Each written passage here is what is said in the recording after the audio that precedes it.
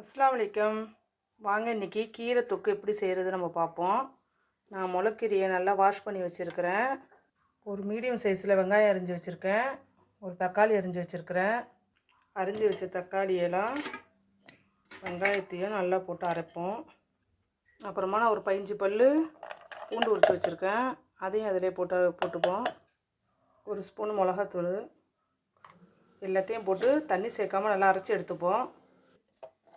நல்லா அரைச்சிட்டேன். இந்த அளவுக்கு பேஸ்ட்டாக அரைச்சிக்குங்க.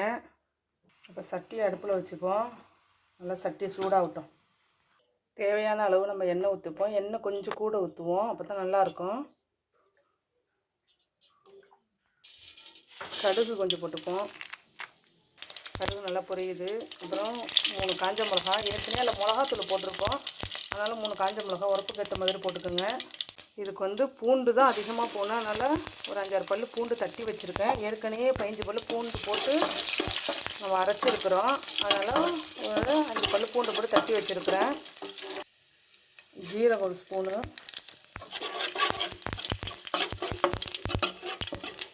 இந்த சமயத்தில் நம்ம அரைச்ச விழுதை கொட்டிப்போம். ரொம்ப தண்ணி ஊற்ற வேணாம், ஒரு 1/4 டம்ளர் அளவுக்கு நம்ம தண்ணி ஊற்றி கொஞ்சம் மிக்ஸி கப்பு கழுவி.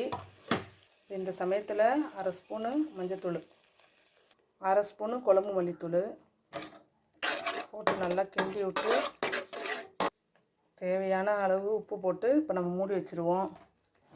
நல்லா கொதித்து எண்ணெய்லாம் பிரிஞ்சு வரட்டும். நம்ம அது வரையும் கொஞ்சம் நேரம் பச்சை வாசம் போகிற வரையும் மூடி வச்சுருவோம்.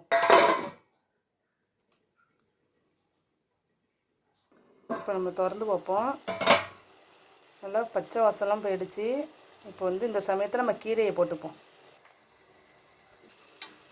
கழுவி வச்ச கீரையை போட்டுப்போம்.